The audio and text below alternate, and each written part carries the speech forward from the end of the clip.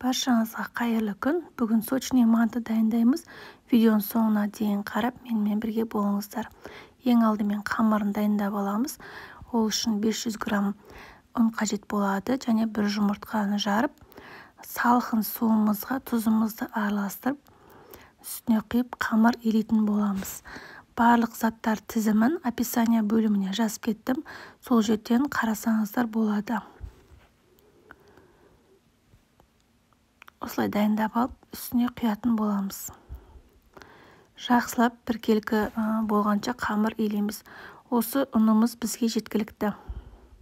Дәл осы қамырды пельменге, орамаға пайдалансаңыздар болады. Осындай универсальный қамыр илеу қанғанша 5 минут столдың үстіне осы қамырымызды төгіп, осылай видеода көріп тұрғандарыңыздай илеп аласыздар.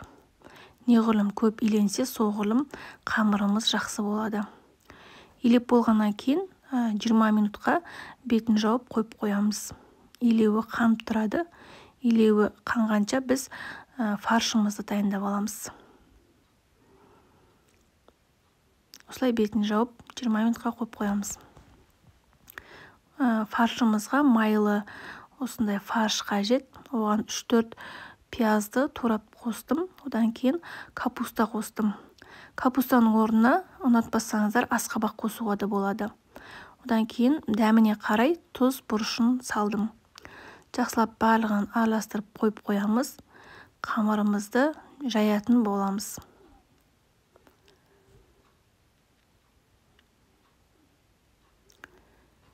Қамырымызды екіге бөліп жайып алдым. Егер үйде адам көбірек болса, дәл осы қоспаны 2 есе көбейтіп жасасаңыздар болады.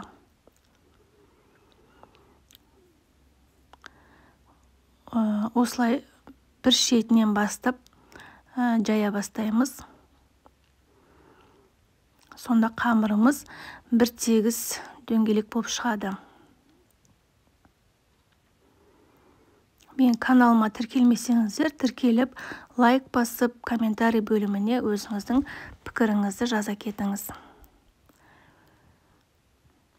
Осылай бір жағынан бастап, егер қамыр жаймайтын қыздар болса, 3-4 мәрте осылай айналдыра отырып жаямыз. Екі жағын қатты баспай, сонда бір тегіс шығатын болады. Менің арнамда бұдан да басқа салат түрлері, сусындар, ыстық тағам түрлері бар. Міндетті түрде қарап кіріп көріңіздер, өздеріңіздің пікірлеріңізді жазып кетіңіздер. Маған тіркелмесеңіздер, подписаться батырмасын басып, тіркеліп қойыңыздар. Қамырымыз дайын болды. Енді осыны мантыға өзімізге ыңғайлы етіп, кейбір үлкен болып кетеді, кейбіреулер майда алып кеседі. Мен өзім майда алып кескенін ұнатамын.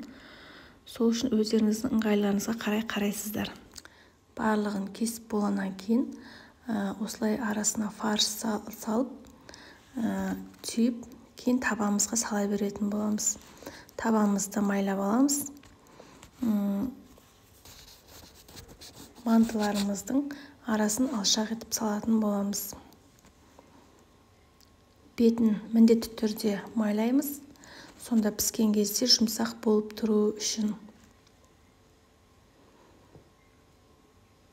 Әркім қалай жасайды, өзіңіздің қалай жасайтыныңызды комментарий бөліміне жазып кетіңіз. Барлығын салып дайындап болғаннан кейін қайнап тұрған суымызға 45 минутқа қоямыз. 45 минут өткеннен кейін міне қамырымыз жыртылмай, сорпалы, сочный болып шықты. Баршаңызға ас болсын. Менімен болғандарыңызға рахмет. Келесі видеода кездескенше сау саламатта болыңыздар.